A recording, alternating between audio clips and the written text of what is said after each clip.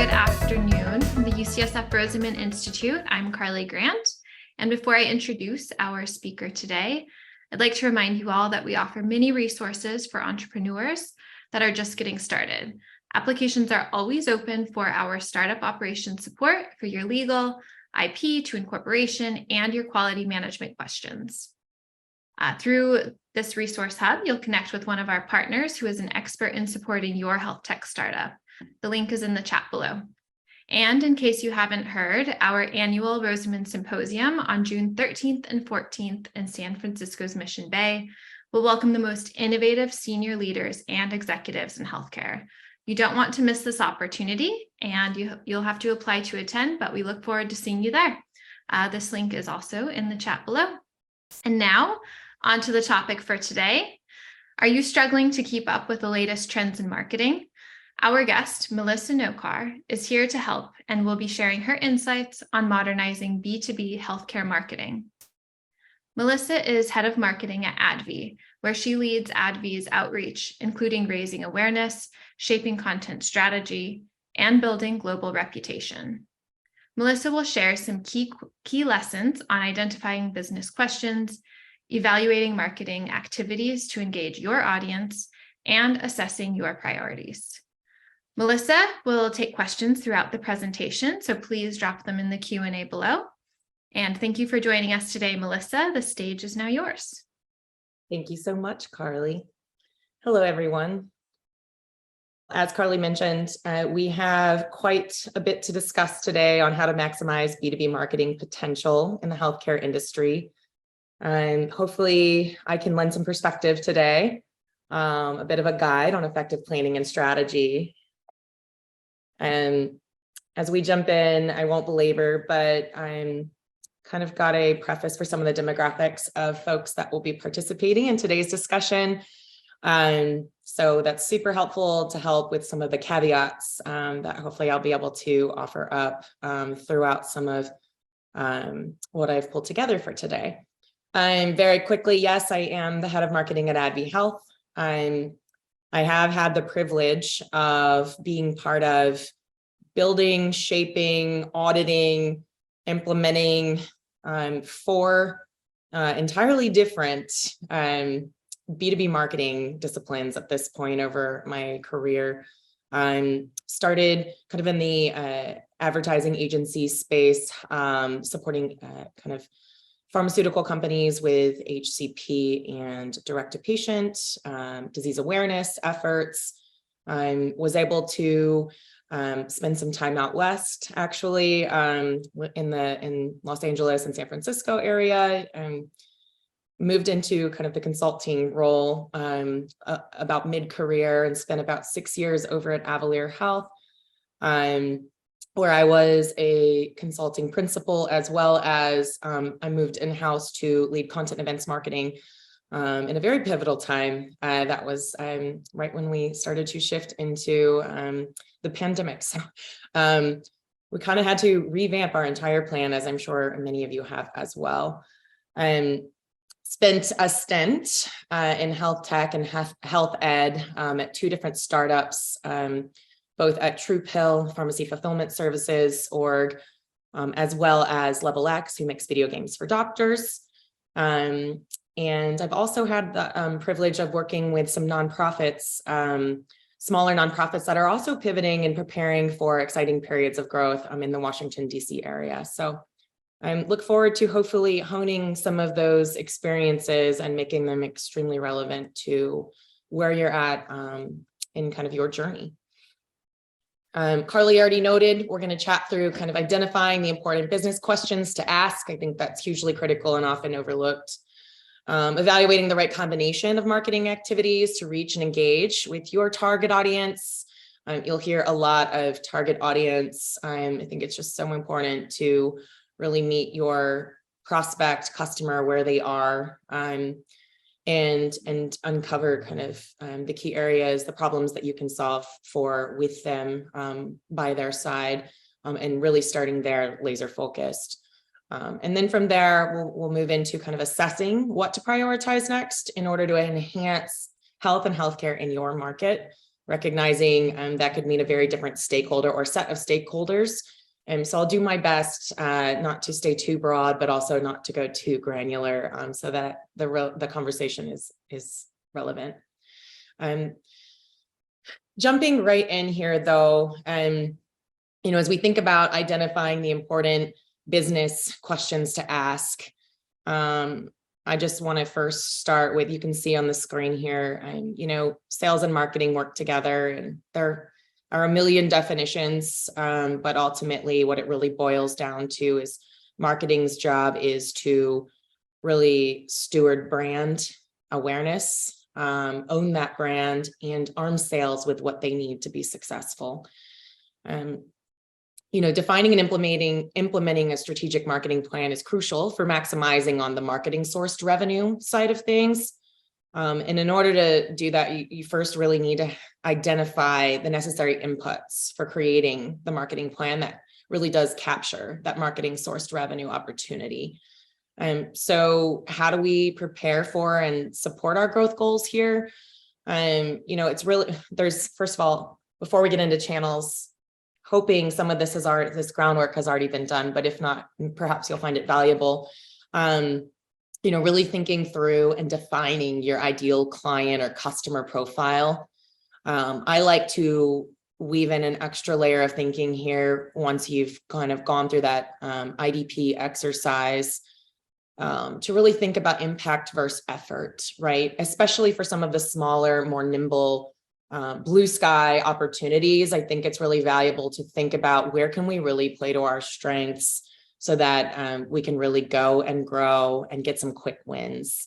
But then from there, aligning those ideal customer profiles or client profiles, pending kind of what you call your target base. How do we align them to the capabilities? And this goes back to that. What problems are we solving for? What pain points are we helping these ideal customers overcome? And then taking those capabilities and ensuring that once we've done that, ensuring that they also support the mission and vision, so that you can kind of stay on course for why you started in the first place. I know for me, I was actually sharing before the call, just especially in a startup scenario, there's a lot of macro, micro throughout your every single day.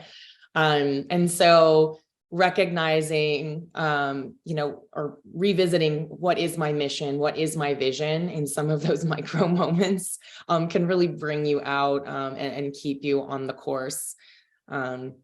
And then the biggest thing here too is just to weave in the voice of that target customer every step of the sales funnel and prioritize the key channels and activities that also really fit that.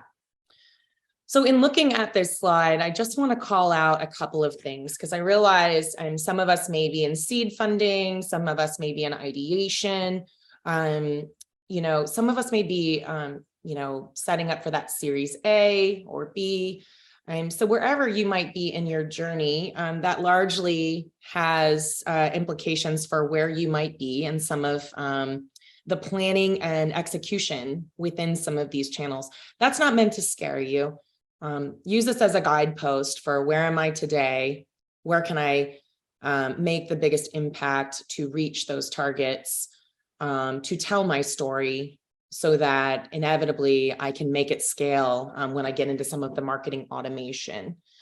So on the sales side, there's the CRM. And I'll tell you, I've worked with so many teams that truly start in Excel. So if that's you, it's many of us. And I'll say, I'll say a couple things throughout, but depending on where you are there, I know several folks use Salesforce, or, I've had pretty good experience with HubSpot. Sometimes that can be a little more within reach. Especially when it comes to some of the plugins and just some of the CRM and marketing automation support there. So, I'll allude to some of that later in the conversation. But taking a hard look at the capabilities, as I mentioned, thinking about that segmentation and prioritization, and really starting to iron out your sales process, recognizing, that first $2-3 million ARR. isn't necessarily scalable, because a lot of times it can have that, the CEO effect, right? Where you're passionate, you have your network and you have your reach. And then it's like, where do we go from here? And as you start to think about your sales org and grow, it'll be really valuable to put in some of those operational infrastructures. Now, how does it work with marketing? I'll get into this a little bit later, but with some of these channels, your website is your business card, your digital business card.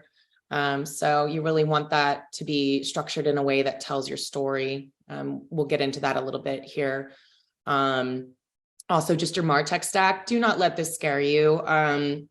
Some of the larger companies, or perhaps many of you have come from larger companies, the MarTech stack can be significant. And a lot of times it's an effort to narrow down and refine. But very much so, I've worked with folks that their marketing, tech stack consists of MailChimp or, premium LinkedIn membership. So I recognize that you can really be diligent in kind of where those expenses and investments can play to where you are in your journey today and where you need to be in the next 1 year, 3 year, 5 years. For smaller teams, vendor support, I think also just being very mindful of how folks can operate as extension of team, being very choosy and careful and defining the parameters of some of those relationships so that you can play to your strengths and free up some headspace and a calendar, for goodness sake, to really do the things that drive the business forward, while others can help you with some of the tedious day-to-day. We'll get into some of, we probably won't get too heavily into, social or PR today. I have lots to say. Happy to talk offline about that. Same with, I will touch a little bit on email marketing, and client marketing really is thinking through kind of that content strategy, which I have kind of a snapshot of what's worked for me that I'll share with you as we dive in. Moving forward, so as we jump into some of the key questions that we should be asking, I think it's really important before you evaluate, okay, you've thought through kind of who's my ideal customer profile. You've prioritized that. Here's the blue sky. Where can we really play to our strengths? Now I think it's really important not to lose sight of where have we been and where we are going. And so here you could fill in the blanks, but kind of, to keep you on course through your marketing plan, building efforts, really think through, as we look to the future, how can we make the statement true? We will tell our story, amplify, drive efforts to build awareness and generate demand that delivers on our mission. So for me at ADVI, we are on mission to accelerate access to products and services and create value in the healthcare ecosystem and fuel innovation to impact patient outcomes. So depending on who or what, hopefully there's a who to the what that you're looking to impact. I think that's really important for you to factor into the why for what you are embarking upon. And then getting started with some of those baseline inputs to reach target accounts with your story. Here, I just wanted to kind of deliver a couple of questions that I really like to ask, whether I am the consultant or building various marketing disciplines. I think it's really important in your kind of initial audit to evaluate what is driving the best success from the bottom line and why. So, whether you are, a product or a service or a solution or a mix of which, it's really important to kind of take a hard look and understand where you have strong traction and an immediate opportunity to continue to grow in a scalable way. And that really goes back to that impact first effort. Think about how with this effort, you can change the paradigm for how care is delivered, if that is in fact what your aim is. And the need to continue to shift a greater emphasis on kind of if it's geographies, if it's particular, buyers or influencers, if it's, prioritizing a particular therapeutic area with a keen eye on, where you might be over servicing, right? Because I know we can all be really guilty of that, especially in areas that we're super passionate about. But like, back to what I was mentioning earlier in the sales process, also, where can we create operational efficiencies with new opportunities? Some of the, we've got some of those legacy customers, maybe they started as just former clients or partners or friends. And as you kind of get into that, delicate balance of, of already landed and expand versus expansion into new logos, really valuable to kind of have some of those key thoughts jotted down to apply to your approach. How does your brand connect to revenue? I mean, that's probably pretty obvious to folks tuning in right now. But, for us, we really focus on how can we be positioned as a unique trailblazer for key decision makers and influencers. And so, our greatest revenue drivers do reflect this, and yours likely do too, but it's just a nice reminder to also take a look at where are the opportunities to bolster or cross-sell or further productize, whether it's in your data capabilities, or a particular feature to one of your products that might be in a sprint, but not yet ready for prime time. Which audiences accounts have the greatest impact with the lightest lift, and why? I really like this question, especially when we're small and nimble. I find that sometimes there's some really low hanging fruit, and we see a squirrel and we run after it.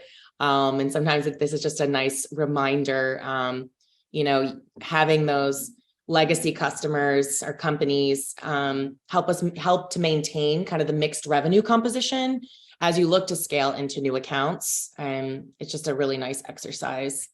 So just wanted to call that out there, especially as you think about prioritizing the capabilities that you might be optimizing, as well as kind of hiring needs to support the anticipated growth. And then this final question here, I just wanted to call out, what problems are we solving for? I'd noted this earlier, but I just find this to be so important. I'm partnering with clients to support, whatever it is, better access, improved quality of care, greater efficiency in healthcare, especially, for me personally, particularly for society's most vulnerable, including, people with low income that are under or uninsured. So, really finding ways to weave in the target client's voice into every step of the sales funnel to prioritize those key outbound and inbound channels, and activities and messaging. All right, let's move forward. I wish I could see your faces right now.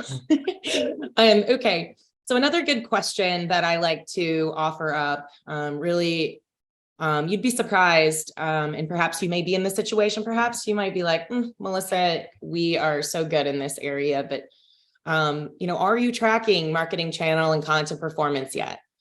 And if so, how and how frequently? And if not, oh my gosh, please begin. So here, I think that once you are in a nice established CRM environment, and you're able to really look day in, day out at kind of where the key opportunities might be in your pipeline, where they might be getting stuck, where there may be, you're starting to see kind of that, lag in moving from one stage to another. Some of that is really helpful, will be wonderful for kind of being able to measure on pipeline source in the CRM.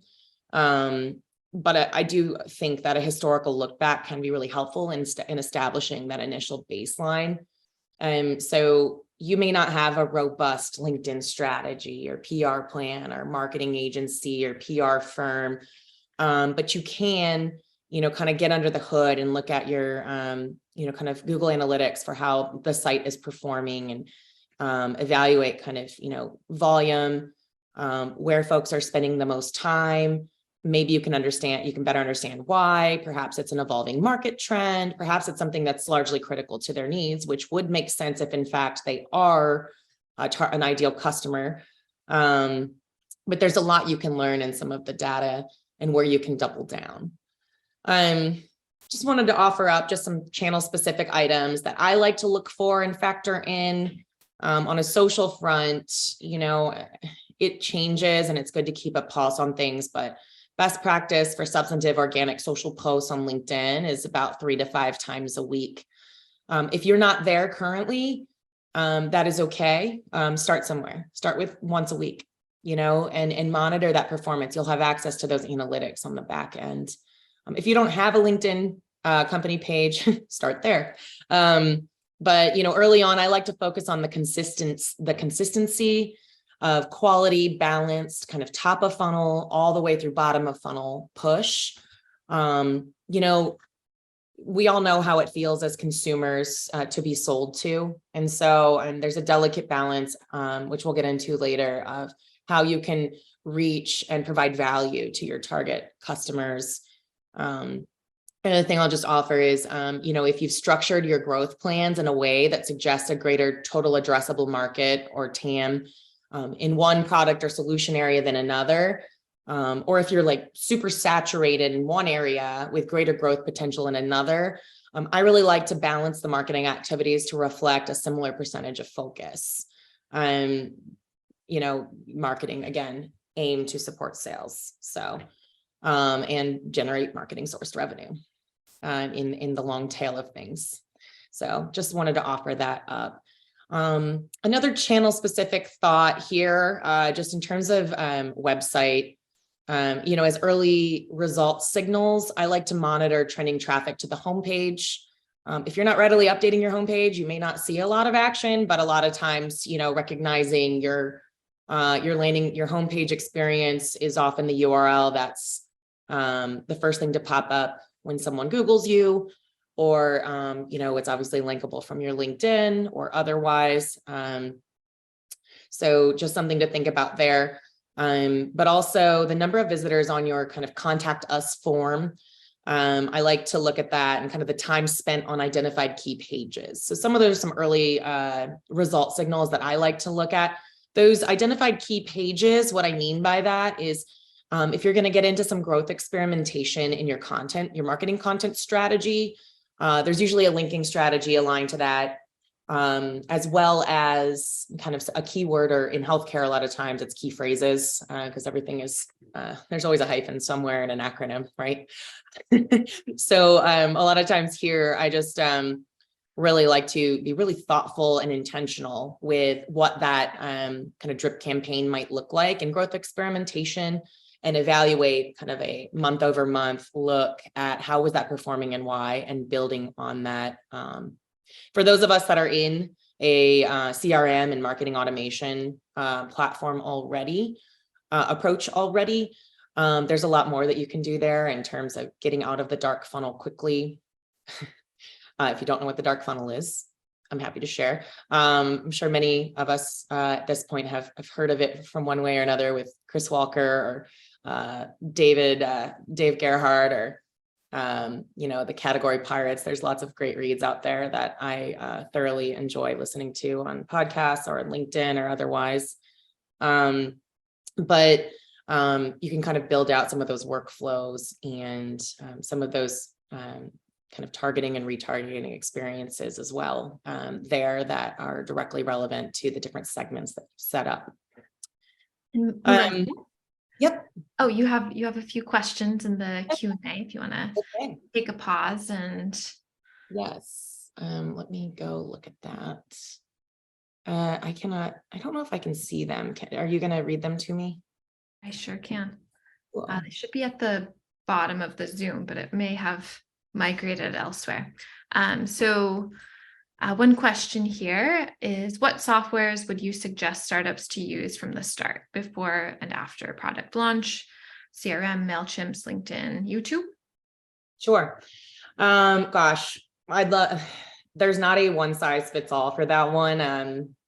I'd love to, check in after the discussion, and happy to explore further, but it really depends on kind of the utility that you're looking for, and your budget.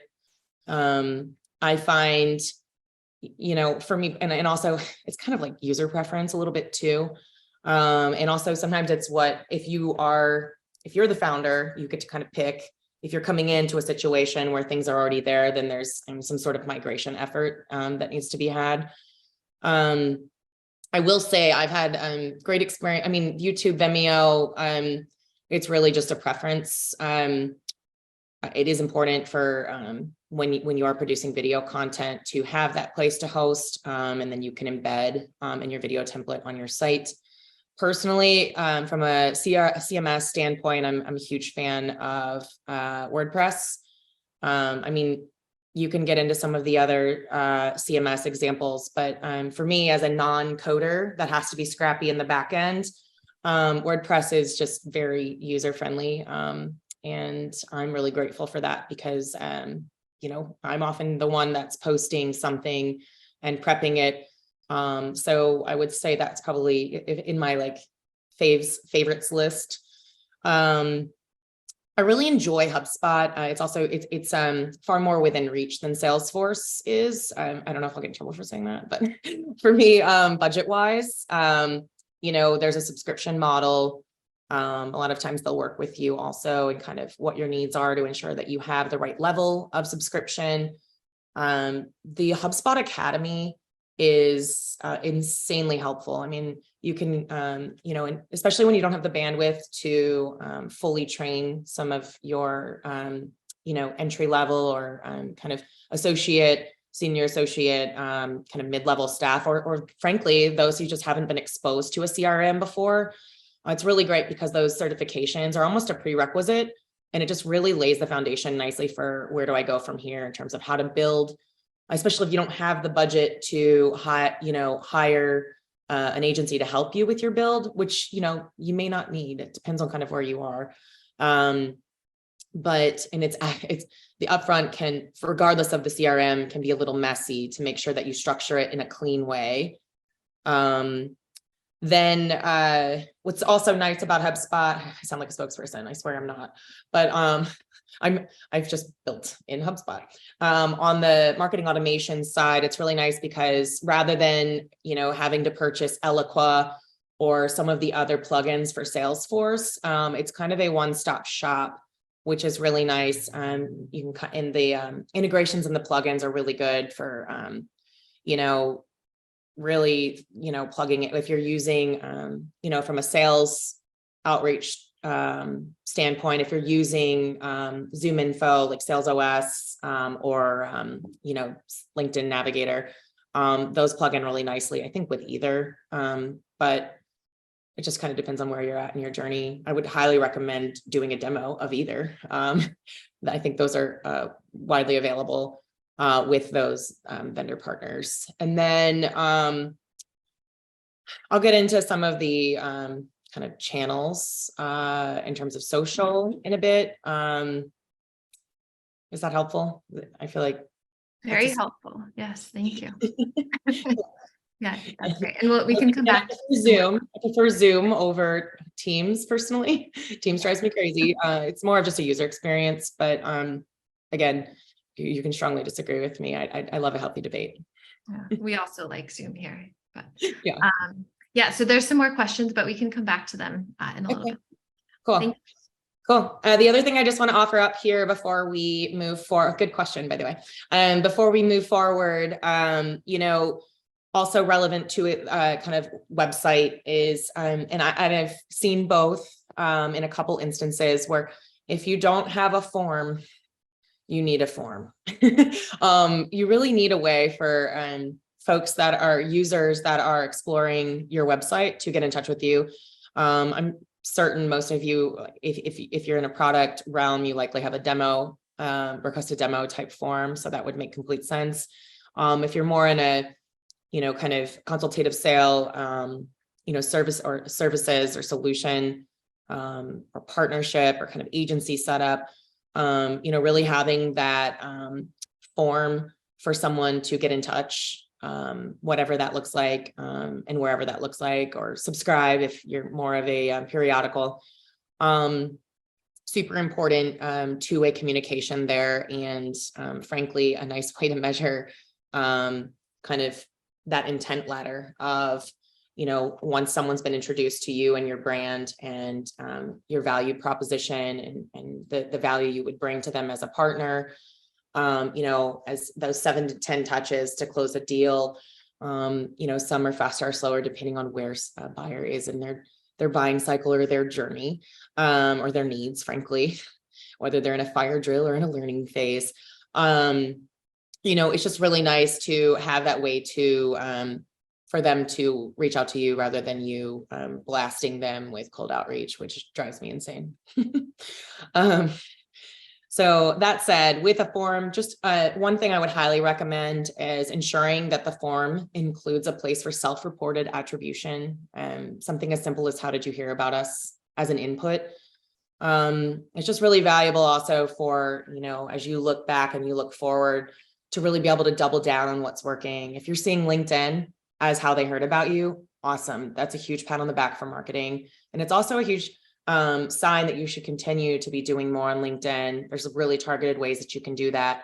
If your consumer is, for us in the kind of the B2B consulting, at this point, I'm like, Facebook is not really my, some of us are on Facebook, but I'm a big fan of do one channel really well before and monitor and optimize for success before you expand into other channels and dilute your efforts, especially with capacity issues.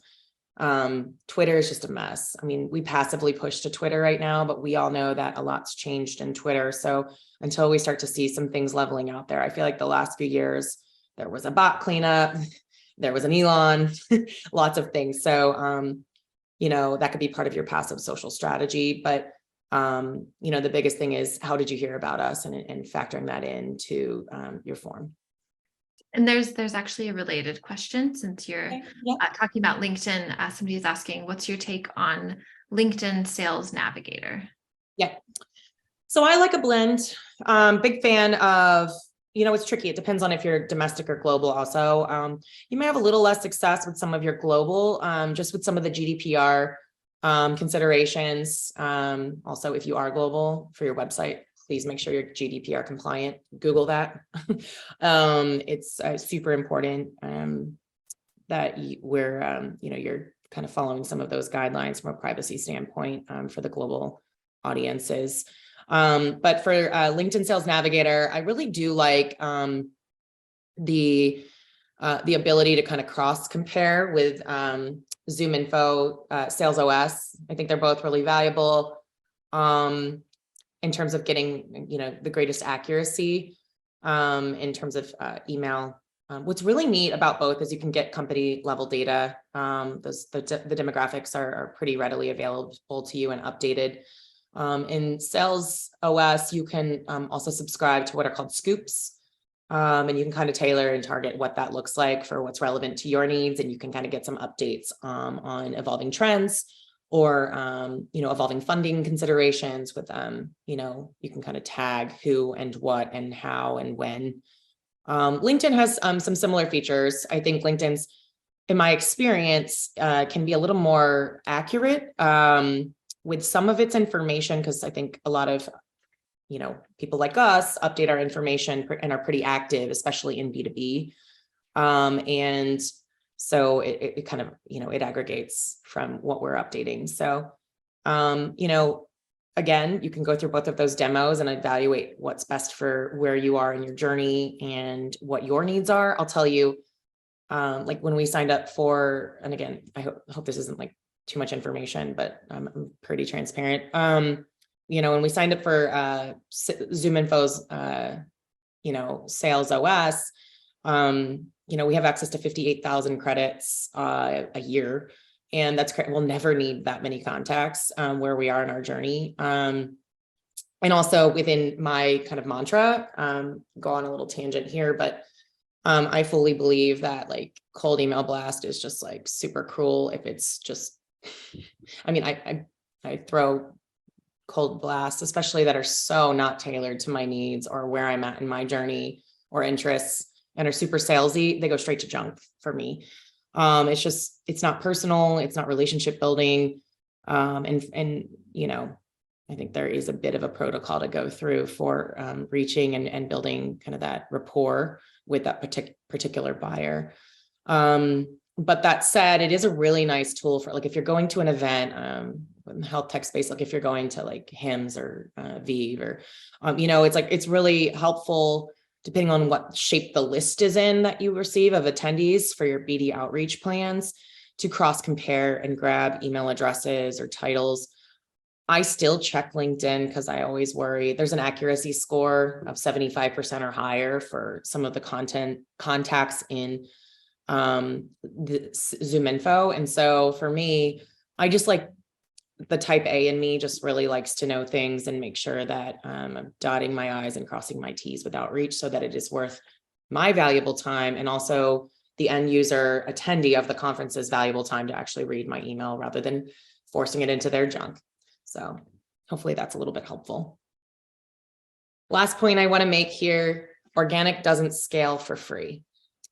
So SEO, search engine optimization, I think going through an SEO light exercise is worth your while, kind of where you can rank by volume for where you want to be when you grow up or next week or, a sustainable period of time.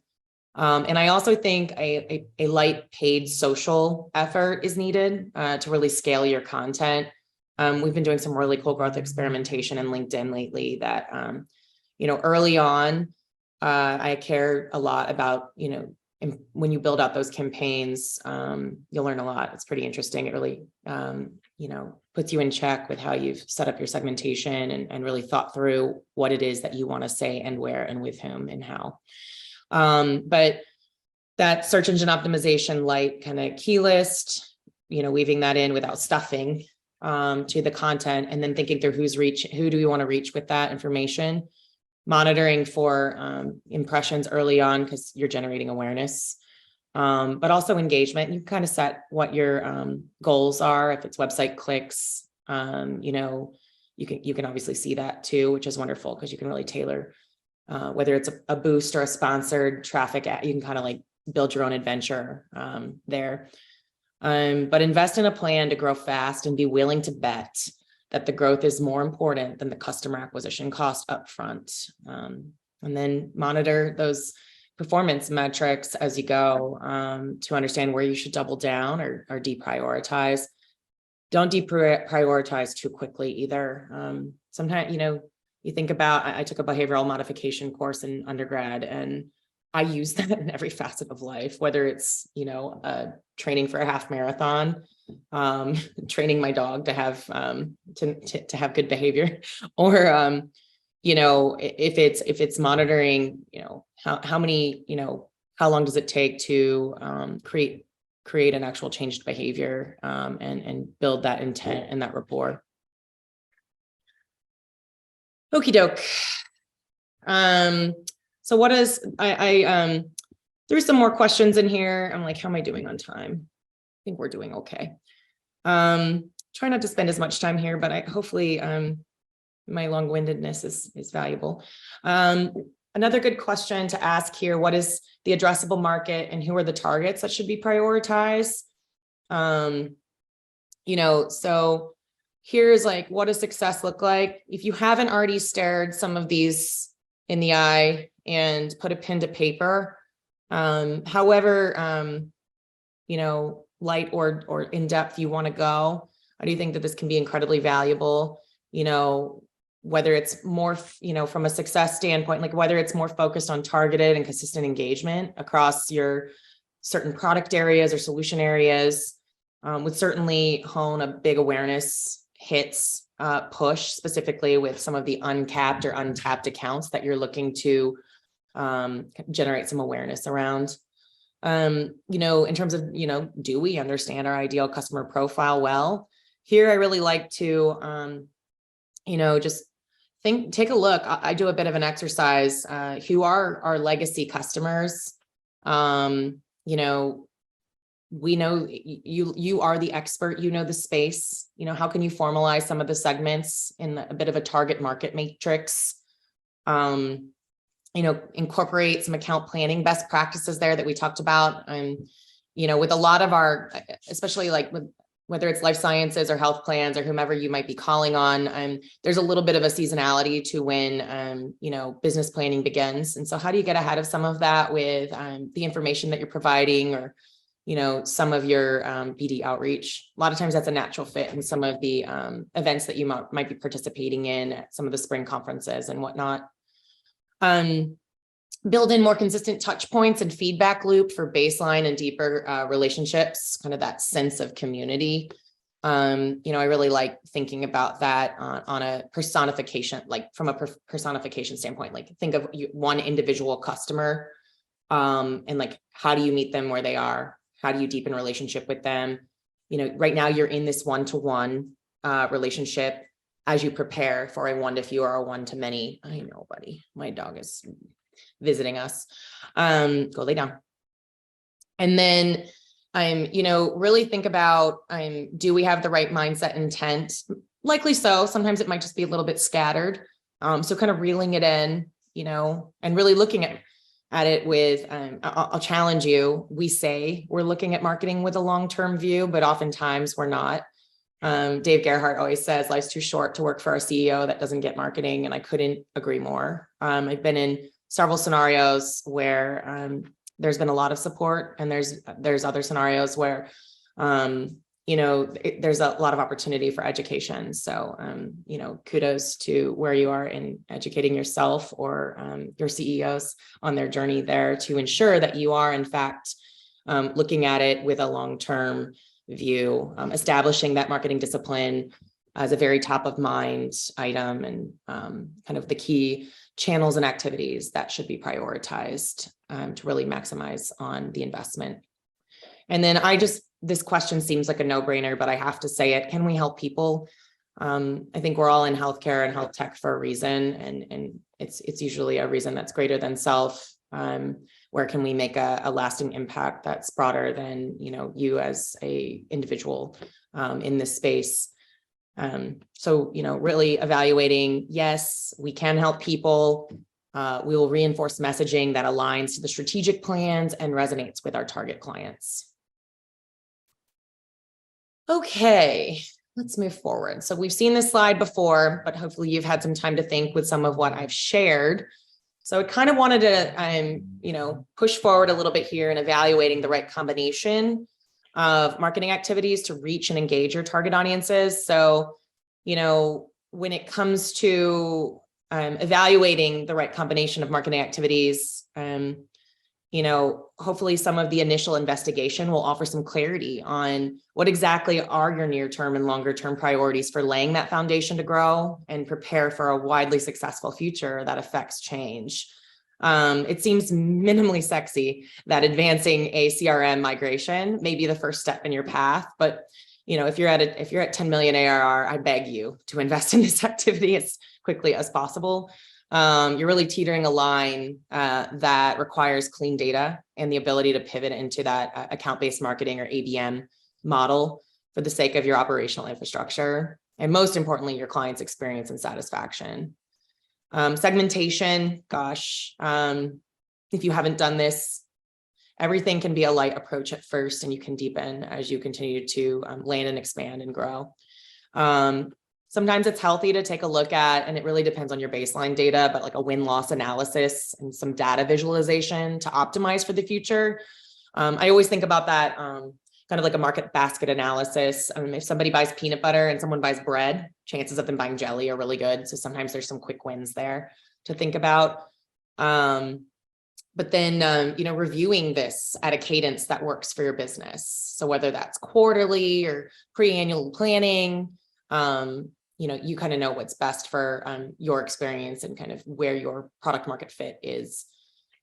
Maybe it's focusing on your capabilities, for growth with new and expanded accounts, doubling down on what's working, continuing to formalize that cross-selling where it's relevant. Maybe, as I mentioned earlier, there's a therapeutic area specific emphasis you can be thinking about, really showing up as a solution to a particular disease state or, a patient population.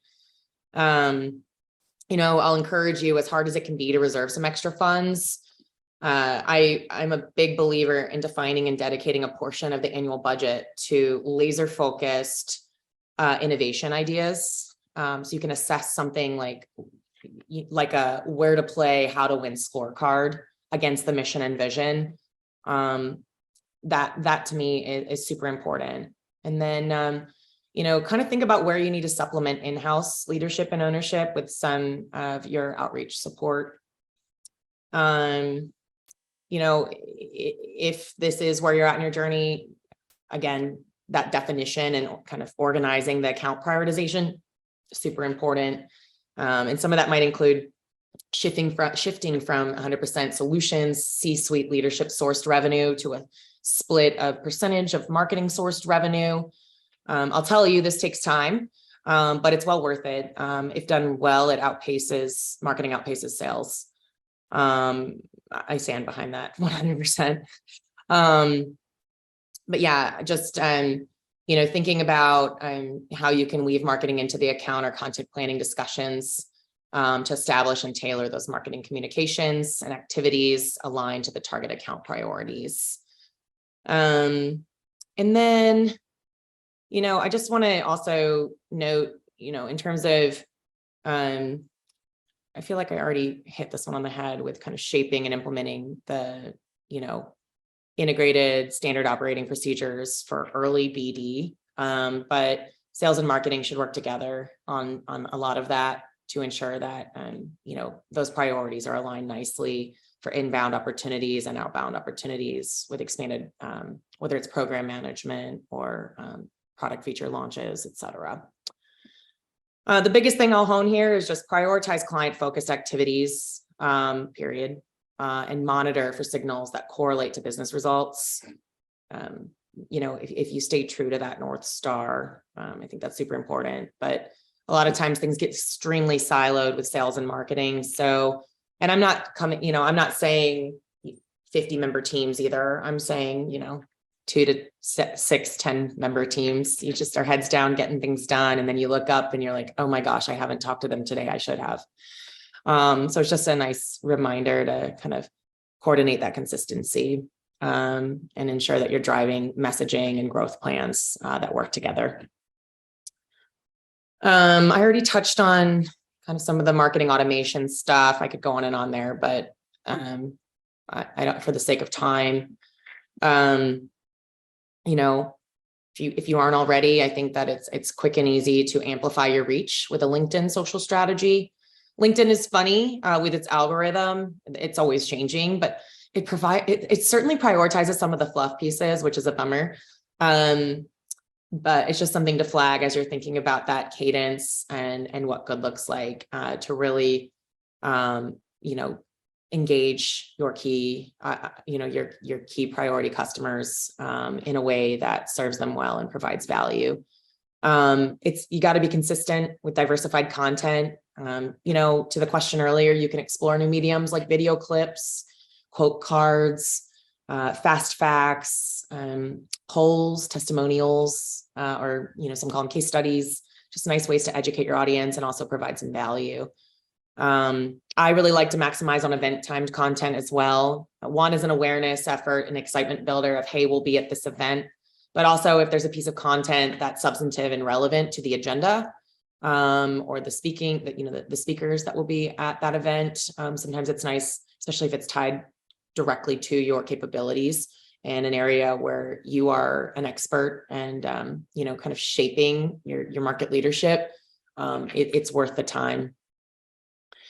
In terms of email, you might, if you don't have a marketing automation tool in place, please don't rush this. I will say you want to be able to crawl, walk, run in style while crawling. You just really want to be in a place where you can think about the relevant user priorities in the context that, you want to better segment out in your lists for targeting. Please do not mass blast. It hurts. And it will show in your engagement, your performance, which will also feel like a misuse of time and investment. But once you get into a position where you can walk, you can really implement some of those buyer journeys based on some of the cross-channel user behavior and move some of those leads or prospects from awareness to close. And then when you're, kind of ready to run, you've got that comprehensive inbound marketing strategy that unites the email efforts with all the other channels and accurately measures and attributes email effectiveness, right? Especially in a CRM, leveraging some of that like ongoing experimentation. When you have the bandwidth, A/B testing, you hear a lot about it. I'm like, right now, I just really want to reach my audience with really good content. But there's always continuous messaging optimization to be had. I did want to share, this is a snapshot that's worked well for me. Your sales funnel likely doesn't look like this. This is kind of a jumping off point, so bear with me there. But when you look to the left-hand side, think about what some of these are broad, right? You have to kind of tighten them based on, where do you play to win, and what you stand for and what your mission and vision are. But really looking at what is that top of funnel or awareness kind of content look like? How does that drip into that middle of funnel engagement effort? Again, this looks different for each of us that's participating today, but you can kind of think through what that might look like. Then that bottom of funnel conversion effort, this is where you can get into those features. I will say a lot of people shy away from, you either push the gas pedal too hard on buy my stuff messaging, that bottom of funnel, or you shy away from it entirely. And I would just say, find that Goldilocks kind of perfect place there, where you are in fact educating your audience on what it is that, where you differentiate in the marketplace and how you're solving problems that are relevant to them. But maybe just find a nice way to reach them with that in their journey. Last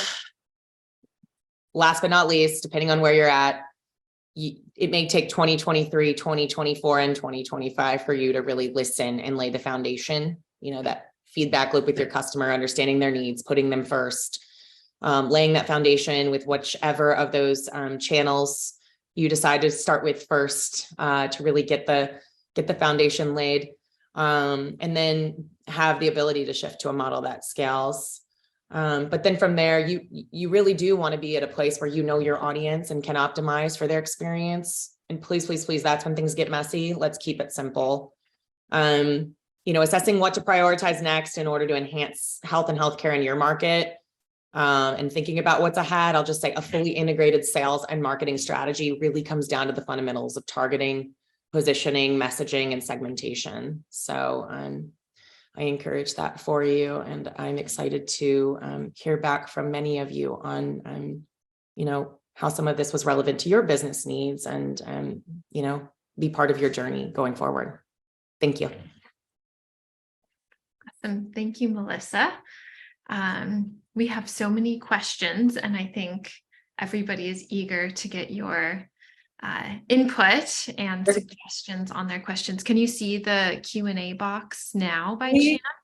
I cannot. I don't know why. I opened it. Okay, there. Now I can. Yes. Okay, cool. I think you'll be able to pick some questions that are best for you to answer too. Okay, let's see. Would you share some tips for startups in contacting the first potential customers, requesting a pitch, a demo, a workshop, an educational talk, how to bring the highest value to customers, how we know that values most of it. Okay. So frankly, if you haven't done this already, I would pick some, as you've shaped your ideal customer profile, I would pick a couple close friends that may be harsh critics and very transparent with you. And I would just have a conversation and really try to get under the hood and understand first kind of where they're coming from, what it is that is keeping them up at night, and then tying it to what it is that you're offering and how it might be differentiated, and have that frank conversation where some of those really core pioneer kind of customers or clients can provide some transparent feedback to help you optimize and take your value proposition to that next level. So I would really start there first, put the customer first, and make sure that what it is that you're offering, the offer is sound and provides value and resonates with them. Okay, let's see. What advice Would you give an early stage account startup that is going in an account-based marketing plan rather than a broad marketing strategy? How does this decision affect your marketing strategy? Okay. And your choice of channels, content marketing, inbound. Okay. So the big thing is, it's a general rule of thumb. And I guess it depends on the structure and what it is that you're offering, Tim. But I will say, by 14 to 24 million is kind of ARR is really where you need to be in an account-based marketing kind of structure. So if that is in fact you, I would kind of go through some of what I talked about today first to make sure the foundation is laid and ready to go so that sales and marketing can work together, because that segmentation really does need to be in place. It's largely critical, as well as if you're in a CRM, ensuring the workflows are aligned to that segmentation so that you can tailor and target. In terms of inbound and outbound, I mean, the inbound is what will come through the form, right? So that demo that you was noted earlier, the outbound is kind of where the greater effort will be with the ADM model, right? It will be a lot of thinking through. I would pilot some things before you go full on. Pick 1 or 2 or 3 topics. Sometimes I like to look at if there's a particular client that's stuck in the pipeline, and from a market development standpoint, you can see that like, hey, we sold this product to this account. There's 6 other like accounts that have a similar problem. Sometimes it's nice to explore kind of that how do I start that conversation with them, and how do I create a growth experimentation kind of marketing content strategy that serves them well, especially if they're prioritized as a tier account for, kind of how the account teams are set up to win. Hopefully that's helpful. Okay, let me see if I can find one more here. I think we're at time. I want to be mindful of your schedules. Prior to reaching out, what's the best way to find their business strategy? To a customer, what is the best way to a potential customer find their business strategy to demonstrate our product is in alignment with their goals? Okay, so for that one, again, you can find some of the company demographics on some of the tools that I mentioned very easily. Hopefully you've done a bit of a competitive analysis to understand not only where you stack up against your competition, but also kind of how your competition is engaging with some of your short list of priority customers. So sometimes that's a nice exercise to evaluate, where you can kind of think about shaping, building that intent and kind of shaping where you sit in the marketplace with those folks and align to their business needs. I think we're at time. I'm so sorry. If there are other questions, I'm happy to follow up. So great. Thank you so much, Melyssa. Do you want to share a contact for folks to follow up with you? I'm sure I'd be eager to ask you more questions. There's a lot of interest in perhaps a second talk, maybe one where you can see the attendees and interact with them. I think it's super helpful. Absolutely. So I can share, should I share it in the chat, or where would you like me to? The chat would be great. Everybody can see it there.